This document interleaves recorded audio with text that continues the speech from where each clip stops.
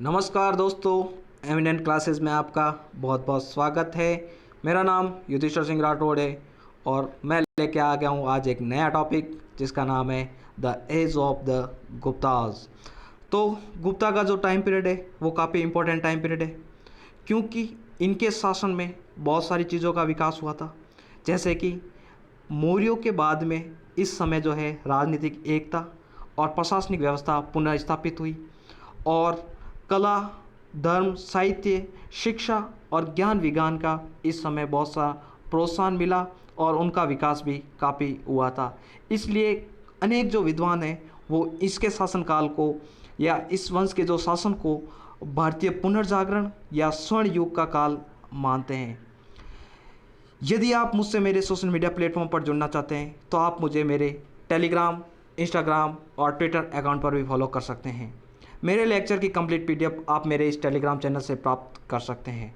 तो आइए शुरू करते हैं आज का लेक्चर, जिसमें हम बात करेंगे गुप्तों के टाइम पीरियड की। तो गुप्तों का जो टाइम पीरियड है वो लगभग 319 से 550 एडी के आसपास रहा था। गुप्तों का उदय कैसे हुआ उसके बारे में एक बार नज़र डाल लेते हैं। जैसे कि उत्तरी भारत में कुषाण वंश का शासन था और कुषाण वंश का जैसे ही पतन हुआ और इधर जो है वो राइज हुआ गुप्त वंश का, उसके बीच का जो टाइम पीरियड है वो लगभग अंधकार युग कहलाया। उस अंधकार युग में राजनीतिक विश्रृंखला का युग था। उस समय बहुत सारी छोटी छोटी नई नई शक्तियों का उदय हुआ और वहाँ पर एक दूसरे पर हावी होने के लिए वो प्रयास करने लगे। जैसे कि राजस्थान, हरियाणा, हिमाचल प्रदेश और पंजाब में बहुत सारे जो गणराज्य वो है शक्तिशाली बन गए। इन गणतंत्रों में मालव, योद्धे, अर्जुनयन, मद्र, इन सब ने विदेशी सत्ता पर आघात पहुंचाई और उनको परास्त करके अपनी सत्ता का स्थापना कर दी। अगर साउथ की बात की जाए, दक्कन में जो है सातवाहनों का वंश था। सातवाहनों के पतन के बाद में यहाँ पर वाकाटक शक्तिशाली बन गए और उसी समय जो है वो गुप्तों का उदय हुआ और गुप्तों ने अपनी सैनिक क्षमता और कूटनीतिज्ञता के बल पर अपनी शक्ति का पुनर्स्थापित किया और गुप्त साम्राज्य की स्थापना कर दी। अब गुप्त साम्राज्य में सबसे पहले जो शक्तिशाली शासक हुए थे उनकी हम देखते हैं। तो सबसे पहले जो शासक हुए थे, हम बात करते हैं पहले अर्लियर गुप्ताज पीरियड की, क्योंकि ये जो टाइम पीरियड है लगभग 319 एडी से अपने जो है वो प्रारंभ होता है, लेकिन उससे पहले भी जो है गुप्त वंश की नींव स्थापित हो चुकी थी।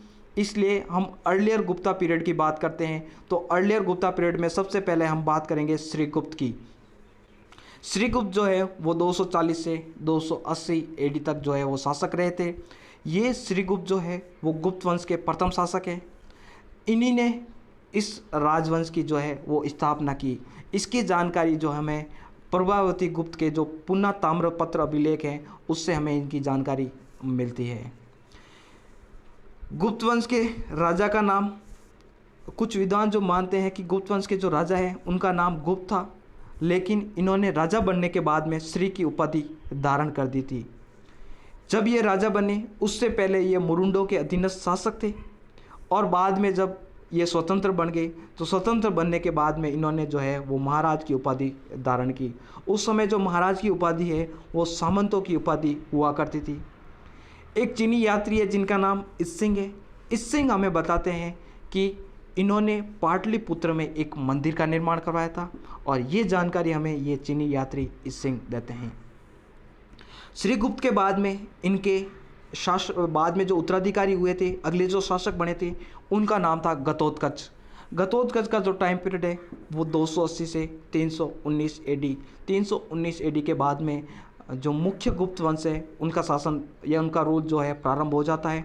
तो घटोत्कच को जो टाइम पीरियड है वो 280 से 319 एडी के बीच में रहा था। ये जो है वो श्रीगुप्त के उत्तराधिकारी थे। इनके शासनकाल की किसी भी घटना की जानकारी हमें नहीं मिलती है। इन्होंने भी महाराज की उपाधि धारण की थी। चंद्रगुप्त का एक अभिलेख है जिसका नाम है सूफिया अभिलेख। उसमें बताया गया है कि घटोत्कच जो है वो गुप्त वंश के संस्थापक है, लेकिन प्रभावती गुप्त के जो ताम्र अभिलेख है, वहाँ से हमें पता चलता है कि श्रीगुप्त संस्थापक है और उनके जो उत्तराधिकारी हुए थे वो हुए थे घटोत्कच। तो श्रीगुप्त के बाद में हुए थे कौन? घटोत्कच। अब हम बात करते हैं इस वंश के सबसे पहले महान शासक की, जो गुप्ता डायनेस्टी को जहाँ से प्रारंभ करने वाले जो प्रतिष्ठा और शक्ति में वृद्धि करने वाले जो शासक थे वो थे चंद्रगुप्त प्रथम। इनका जो टाइम पीरियड है वो 319 से 335 एडी के बीच में रहा था। इनको गुप्त काल का वास्तविक संस्थापक माना जाता है क्योंकि इन्होंने अपनी शक्ति और सत्ता का विस्तार किया और बाद में इनकी शक्ति का इसी बात से अनुमान लगाया जा सकता है कि इससे पहले के जो राजा थे उन्होंने महाराज की उपाधि धारण की थी, लेकिन इन्होंने जो है वो महाराजा धीराज की उपाधि धारण की। तो इससे इनकी शक्ति की प्रतिष्ठा का पता चल जाता है। चंद्रगुप्त जो प्रथम है उनके शासनकाल की सबसे महत्वपूर्ण घटना ये है कि इन्होंने लिच्छवियों से वैवाहिक संबंध स्थापित किए, क्योंकि लिच्छवी जो है वो उस समय उत्तरी बिहार के प्रबल शासक थे, बहुत ही शक्तिशाली रूलर थे। तो उन्होंने देखा कि भाई अपना जो राज्य है वो छोटा राज्य है, हम इतने पावरफुल है नहीं, इसलिए किसी न किसी से सहयोग तो लेना पड़ेगा। और इन्होंने चयन किया लिच्छवियों का और लिच्छवियों से उन्होंने क्या है वैवाहिक संबंध स्थापित किए और इन्होंने लिच्छवी राजकुमारी कुमार देवी या कुमारी देवी से इन्होंने शादी कर दी और शादी करने के बाद में इनकी बल्ले बल्ले हो गई और गुप्त वंश जो है वो पटरी पर आ गया। इनकी शादी के बाद में इन्होंने राजा रानी प्रकार के या विवाह प्रकार के या श्री प्रकार के सिक्के चलाए जो काफ़ी चर्चित रहे थे। इनके सिक्कों में एक तरफ चंद्रगुप्त और उनकी रानी का चित्र है, जबकि दूसरी तरफ जो है वो लक्ष्मी जी का चित्र बना हुआ है। इससे अधिक जानकारी हमें चंद्रगुप्त के बारे में नहीं मिलती है और न ही इन्होंने इतने महत्वपूर्ण कार्य किए थे। फिर बाद में इन्होंने एक सबसे बड़ा कार्य ये किया था कि इनके पुत्र थे, बहुत ही प्रभावशाली पुत्र थे और बहुत ही महान शासक हुए थे। समुद्रगुप्त के पक्ष में इन्होंने क्या है अपना सिंहासन छोड़ दिया था और सिंहासन छोड़कर इन्होंने समुद्रगुप्त को राजा बना दिया। तो अगले जो शासक हैं उनका नाम है समुद्रगुप्त का जो टाइम पीरियड है वो 335 से 375 एडी के बीच में रहा था। समुद्रगुप्त जो है वो गुप्त वंश के सबसे महान शासक हुए थे। इनकी महानता इतनी थी, इतने पराक्रमी शासक थे कि इनको भारत का नेपोलियन भी कहा जाता है, क्योंकि इन्होंने जो है वो जैसे ही नवोदित गुप्त साम्राज्य था उसकी शक्ति और प्रतिष्ठा में बहुत ही ज़्यादा विस्तार किया और इन्होंने अपनी उपाधि धारण की। एक तो लिच्छवी दोहित्र, क्योंकि उस समय जो लिच्छवी है वो बहुत ही प्रभावशाली थे और इसीलिए इन्होंने लिच्छवी दोहित्र नाम से अपनी उपाधि धारण की। और दूसरा था धरणीबंध भी इन्होंने अपनी उपाधि ली थी। इनके बारे में जानकारी हमें हरिशैन के प्रयाग प्रशस्ति से मिलती है। तो प्रयाग प्रशस्ति हमने पहले भी देखा था जब हम अशोक पढ़ रहे थे, उनकी एक वो प्रशस्ति है जिसमें अशोक का अभिलेख है, उसके बाद में प्रयाग प्रशस्ति हरिशैन की, फिर उसके बाद में रानी का अभिलेख, उसके बाद प्रयाग प्रशस्ति और उसके बाद में जो है हमें अकबर की प्रशस्ति, ये सब जहांगीर वगैरह उन सब की जानकारी हमें मिलती है।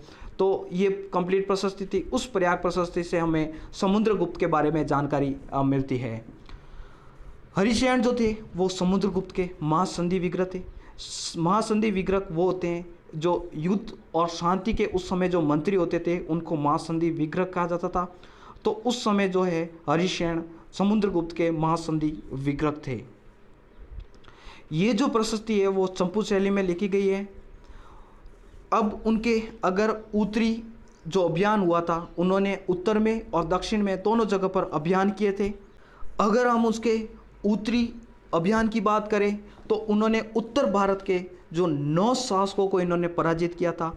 तो ये एक बहुत बड़ी उपलब्धि थी, इन्होंने 9 शासकों को पराजित किया। और उत्तर भारत में समुद्रगुप्त ने परशुबोधरण की नीति अपनाई। परशुबोधरण का मतलब क्या होता है कि उत्तर भारत में जितने भी शासक हैं उनको समूल नाश करो, उनका कोई भी वंशज बचा हुआ नहीं होना चाहिए। अर्थात इनकी यही नीति थी कि कंप्लीट क्षेत्र पर जो है वो अपना अधिकार होना चाहिए, अपना रूल होना चाहिए, अपने अंडर कोई भी शासन नहीं होना चाहिए, वो क्षेत्र जो है वो कंप्लीट ही अपना ही होना चाहिए। इसके बाद में इन्होंने जो है साउथ में भी अपना अभियान चलाया और साउथ में अटैक करके उन्होंने 12 शासकों को पराजित किया। तो इस बात से पता चलता होगा कि ये कितने महान शासक हुए होंगे। उन्होंने उत्तर भारत में 9 शासकों को और दक्षिण भारत में 12 शासकों को पराजित किया एवं उनके लिए ग्रहण मोक्षानुग्रह की नीति अपनाई। ग्रहण मोक्षानुसार के अनुसार इन्होंने वहाँ के जो शासक थे उनसे कर लिया और उसके बाद में उनके साम्राज्य को उनको वापस लौटा दिया और ये कहा कि समय समय पर आपको उसके लिए इसके एवज में कर चुकाना पड़ेगा। तो उनको पता था कि भारत एक विस्तृत साम्राज्य है और उनका जो शासन था वो पाटलिपुत्र उत्तर की साइड में था और साउथ पर वहाँ पर बैठे बैठे कंट्रोल मुश्किल से हो पाता था, इसलिए उन्होंने वहाँ पे ग्रहण मोक्षानुग्रह की नीति अपनाई और उनका साम्राज्य वापस लौटा दिया और उनसे कर ले लिया।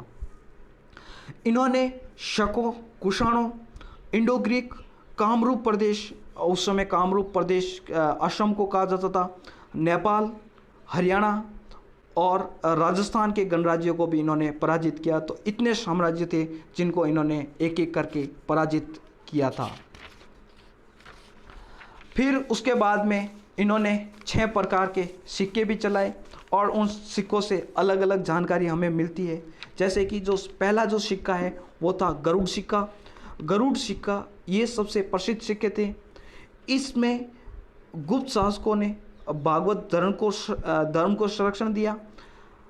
भागवत धर्म को गुप्तों का राजकीय धर्म बताया गया और गरुड़ जो है वो गुप्त शासकों का प्रतीक था। दूसरे जो सिक्के हैं वो अश्वमेध यज्ञ सिक्के हैं। इससे हमें चंद्रगुप्त मौर्य के अश्वमेध यज्ञ की जानकारी नहीं मिलती है। अश्वमेध यज्ञ की जानकारी केवल और केवल हमें सिक्कों से मिलती है। प्रशस्ति जो प्रयाग प्रशस्ति है उससे हमें अश्वमेध यज्ञ के बारे में जानकारी नहीं मिलती है। उसके अलावा अगले जो सिक्के हैं वो वीणा वादन सिक्के हैं। समुद्रगुप्त स्वयं वीणा बजाता था। धनुर्धर सिक्के, परशु सिक्के और व्याघ्र हंता सिक्के। धनुष बना हुआ है, किसी पर परशु जी के चित्र बने हुए हैं और किसी पर एक व्याघ्र बना हुआ है जो शिकार कर रहा है। तो ये जो सब सिक्के हैं वो हमें उस समय के मिलते हैं। उन्होंने 6 प्रकार के सिक्के चलाए थे। एक इतिहासकार है स्मिथ, वो हमें बताते हैं कि चंद्रगुप्त जो है वो भारत के नेपोलियन थे, अर्थात उन्होंने उपाधि दी समुद्रगुप्त को कि वो जो है वो भारत के नेपोलियन है, अर्थात वो नेपोलियन के समतुल्य इतने महान शासक हुए थे। अब चलते हैं नेक्स्ट शासक की तरफ। अगले जो शासक है वो है रामगुप्त। समुद्रगुप्त के बाद में बहुत सारी अवधारणाएं हैं कि उसके बाद में शासक कौन बने थे। तो कुछ एक जो प्रारंभिक जो विद्वान थे वो मानते थे कि उसके बाद में चंद्रगुप्त जो द्वितीय हैं वो शासक बने थे। लेकिन जैसे ही हमें विशाख दत्त का एक उपन्यास पता चलता है जिसका नाम है देवी चंद्रगुप्तम। देवी चंद्रगुप्तम नाटक से हमें पता चलता है कि उसके बाद में जो शासक बने थे वो रामगुप्त बने थे और वो काफ़ी शॉर्ट टाइम के लिए बने थे, इसलिए उनका बीच में कहीं उल्लेख हुआ नहीं था। सभी यही मान रहे थे कि चंद्रगुप्त द्वितीय ही जो है वो उसके बाद में शासक बने थे। जो देवी चंद्रगुप्तम नाटक है उसके अनुसार रामगुप्त एक कायर व कमज़ोर शासक था। अपने सभासदों तथा प्रजाजनों को संतुष्ट करने के लिए वह अपनी पत्नी रुद्र दामिनी जो रुद्र स्वामिनी है या फिर कहीं उनका उल्लेख ध्रुव स्वामिनी या कहीं पर उसका उल्लेख जो है वो ध्रुव देवी के रूप में होता है। तो उनको शक शासक थे जिनका नाम था रुद्र सिंह तृतीय, उनको सौंपने के लिए वो राजी हो गए थे।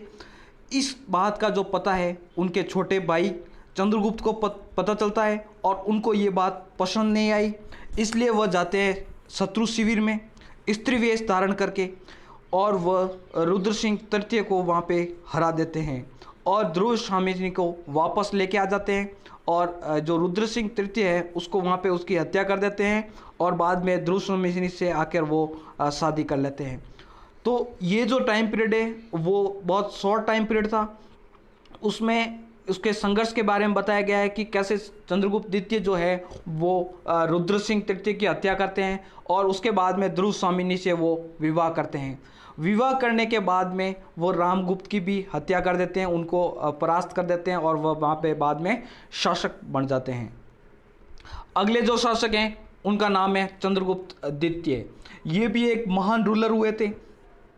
ये साहित्य और कला के क्षेत्र में इन्होंने बहुत ही ज़्यादा विकास किया था और इसलिए चंद्रगुप्त द्वितीय जो है वो विक्रमादित्य जो उपाधि है उन्होंने ये धारण की थी और वो बाद में जाकर बहुत ही प्रसिद्ध उपाधि हो गई थी, क्योंकि उसके बाद के जो भी राजा है वो जैसे ही प्रबल शासक बनते थे उन्होंने विक्रमादित्य की जो है उपाधि धारण करना शुरू कर दिया था।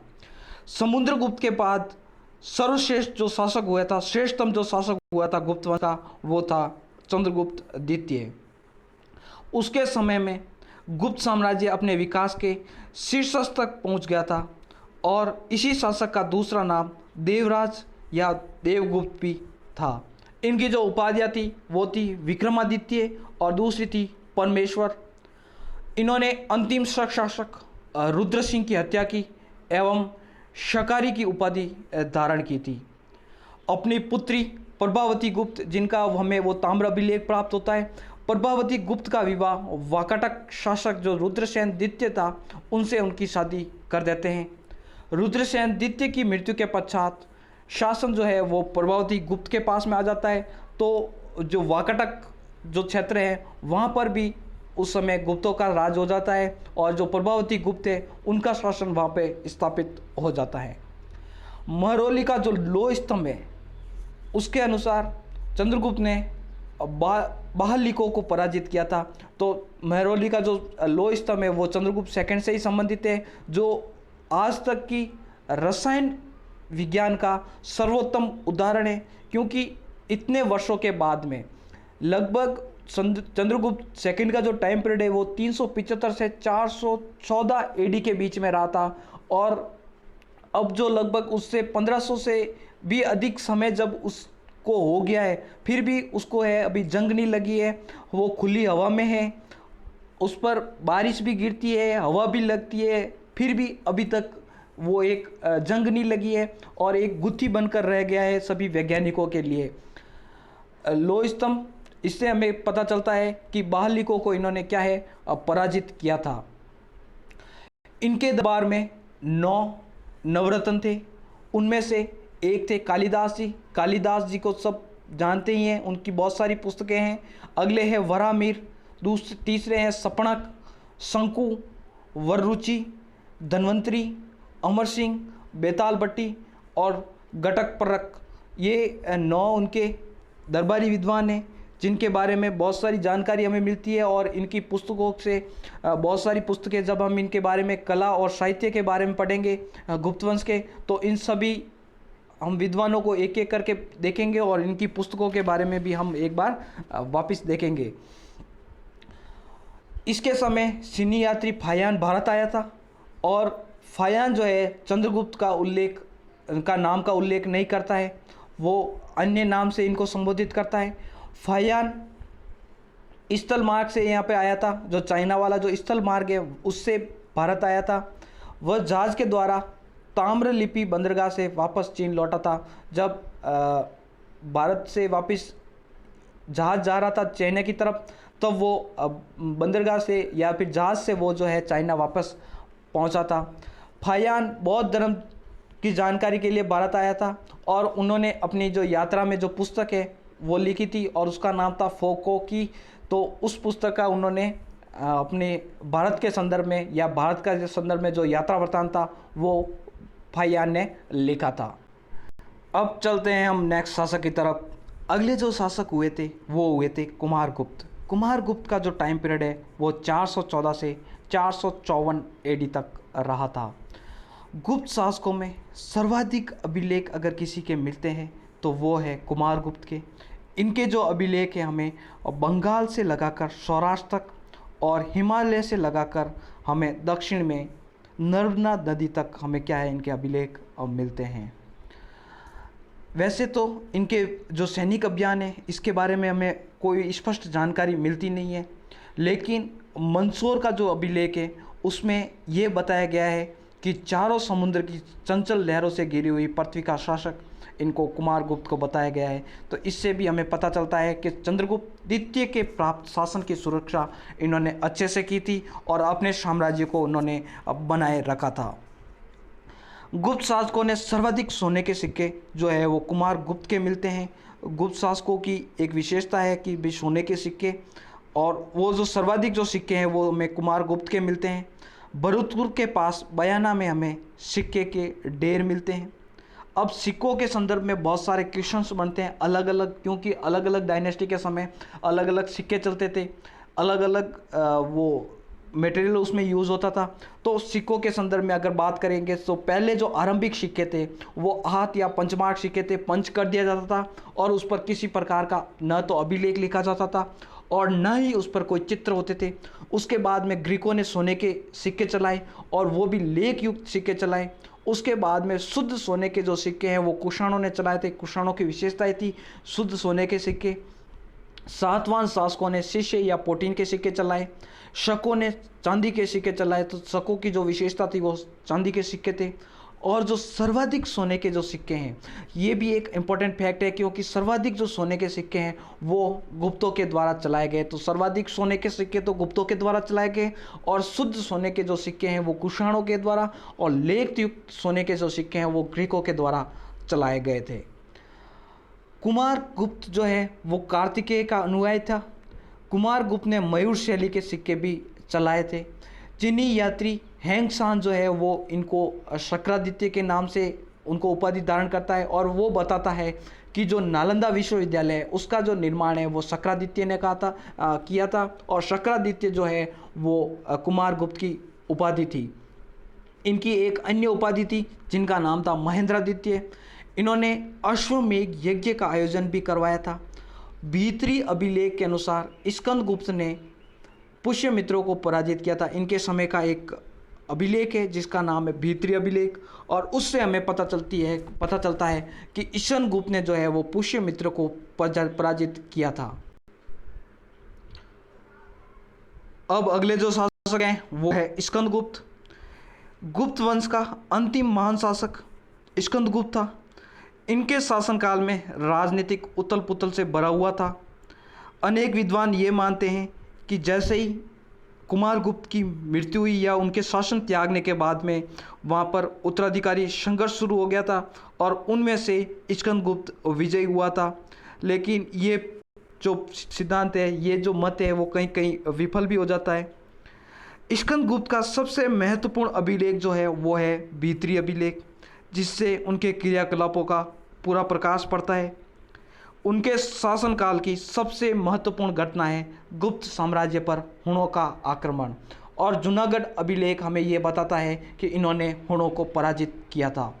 जूनागढ़ अभिलेख के अनुसार सौराष्ट्र के जो गवर्नर थे उनका नाम था चक्रपालित, और पर्णदत्त के जो पुत्र चक्रपालित ने सुदर्शन झील का निर्माण करवाया था।